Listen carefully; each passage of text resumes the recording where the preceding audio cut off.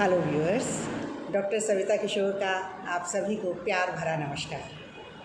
आज मैं आपको लिए चलती हूँ गांधी चिंतन के विविध आयाम एवं प्रतिमानों की ओर। धर्मराज कर्मठ मानव का पथ संन्यास नहीं है, मानव जिस पर चलता है वह धरती है, आकाश नहीं है। ऐसे ही विचारों से अभिभूत महात्मा गांधी युग पुरुष थे, युग दृष्टा थे, युग सृष्टा थे एवं उनका करिश्माई व्यक्तित्व था। गांधी के व्यक्तित्व एवं कृतित्व पर भारतीय संस्कृति एवं उसके परिवेश का सर्वाधिक प्रभाव रहा है और गांधी ने ये कहा है कि धर्म में निहित शिक्षाओं के आधार पर व्यक्ति आत्मचिंतन, आत्ममंथन एवं आत्मशुद्धिकरण कर सकता है।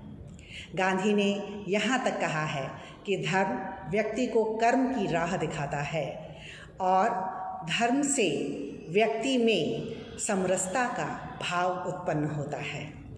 गांधी ने ये कहा है कि राजनीति का भी आध्यात्मिकरण होना चाहिए, अर्थात धर्म में निहित शिक्षाओं के आधार पर राजनीति का संचालन किया जाना चाहिए।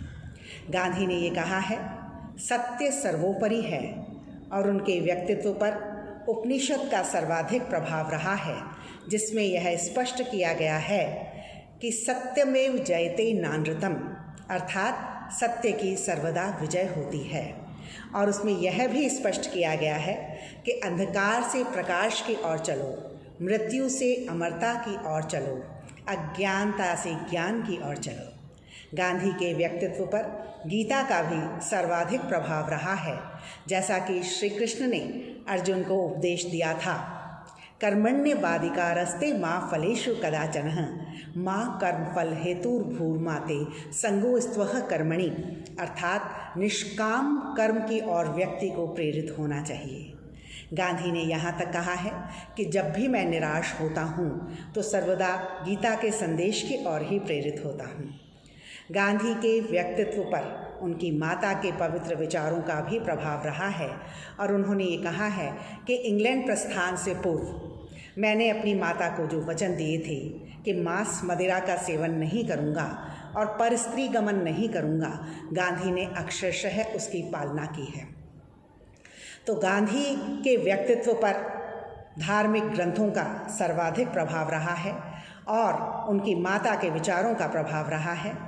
और गांधी ने ये कहा है कि वास्तव में यदि देखा जाए तो प्रकृति से भी हमें प्रेम करना चाहिए और पर्यावरण का संरक्षण का संदेश भी गांधी ने दिया।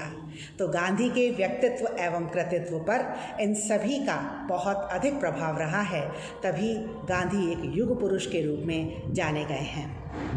आइए युग पुरुष के रूप में गांधी का जो व्यक्तित्व रहा है उस संदर्भ में नारी दर्शन किस प्रकार का रहा। तो जैसा कि हम लोग सभी जानते हैं, वैदिक काल में यत्र नार्यस्तु पूज्यन्ते रमन्ते तत्र देवता जैसी उक्ति चरितार्थ हुई, लेकिन उत्तर वैदिक काल में पुरुष प्रधान समाज का जन्म हुआ और नारी पग पग पर पद्दलित हुई, अपमानित हुई एवं शोषित हुई, जिससे राष्ट्र की अस्मिता का ह्रास हुआ और नारी की सृजनात्मक शक्ति को राष्ट्र के उपयोग में नहीं लगाया जा सका। जबकि भारतीय संविधान ने स्त्री एवं पुरुष को समान अधिकार दिए हैं। प्लेटो भी दोनों के ही समान अधिकारों के पक्षधर रहे हैं और गांधी भी हिमायती रहे हैं स्त्री एवं पुरुष के समान अधिकारों के। यंग इंडिया में गांधी ने कहा है, यदि बल का अर्थ पशु बल है तब तो पुरुष स्त्री से बहुत ज़्यादा शक्तिशाली है, लेकिन यदि बल का अर्थ नैतिक बल है तो स्त्री पुरुष से अनंत गुना ऊंची हो जाती है, क्योंकि उसकी सहज बोध शक्ति, उसका त्याग और उसकी तपस्या उसे बहुत ज़्यादा शक्तिशाली कर देता है। गांधी ने मेरे सपनों का भारत में कहा है कि स्त्री में आत्मविश्वास उत्पन्न होना चाहिए और वह पुरुष के समकक्ष सम्मानजनक जीवन जीने का पूरा अधिकार रखती है। गांधी ने यहाँ तक कहा है कि स्त्री एवं पुरुष एक ही गाड़ी के दो पहिए हैं, जिन्हें समान सम्मानजनक जीवन जीने का अधिकार है, और उन्होंने मनु के इस विचार का भी विरोध किया है, जहाँ उन्होंने ये कहा है कि स्त्रियाँ कभी भी स्वतंत्र नहीं होती। इसलिए गांधी ने मनु के विचारों का विरोध किया और उन्होंने यहाँ तक कहा है कि नारी अनुचरी नहीं सहचरी है, अनुगामिनी नहीं सहगामिनी है। और उन्होंने कहा है एक राष्ट्र तभी उन्नति कर सकता है जबकि राष्ट्र के निर्णय प्रक्रिया के अंतर्गत नारी का भी उतना ही अधिकार होना चाहिए, उतनी ही सहभागिता होनी चाहिए जितनी कि पुरुष की होती है। तो इसका मतलब यह है कि स्त्री एवं पुरुष दोनों सम्मानजनक जीवन जीने के अधिकारी हैं। और उन्होंने कहा है कि द्रौपदी एवं दमयंती की तरह आत्मविश्वास से भरपूर जीवन जीने का अधिकार एक स्त्री को दिया गया है और वह वास्तव में इसकी अधिकारिणी भी है। तो गांधी के द्वारा जो कि स्त्री एवं पुरुष के बीच में एक सामंजस्य के पूरे अधिकारी हैं और उन्होंने राष्ट्रीय आंदोलन में भी महिलाओं की एक सक्रिय भूमिका जो है वह देखी है और उसको निभाने के लिए प्रोत्साहित भी किया है। तो गांधी के द्वारा स्त्री एवं पुरुष के सम्मानजनक जीवन जीने के लिए उन्हें प्रोत्साहित किया गया है ताकि गांधी के सपनों को साकार किया जा सके और एक सुंदर भारत का निर्माण किया जा सके।